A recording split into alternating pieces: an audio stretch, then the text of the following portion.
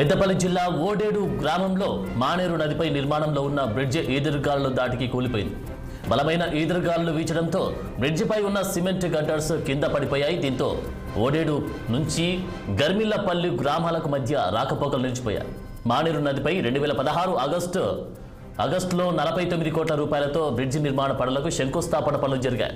9 సంవత్సరాలుగా బ్రిడ్జి పనులు అసంపూర్తిగానే ఉన్నాయని గ్రామస్తులు తెలిపారు.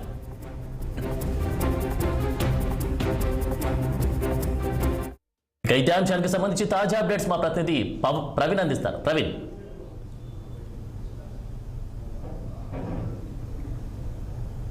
మానేరు నదిపై నిర్మిస్తున్న బ్రిడ్జ్ అమాత్తుగా గాలివానకు కూలిపోయినట్టు తెలుస్తున్నది. అయితే ఓదేడు నుండి జయశంకర్ భూపాలపల్లి టేకువల్ గ్రామానికి వెళ్లేటువంటి రాకపోకలు నిలిచిపోయాయి.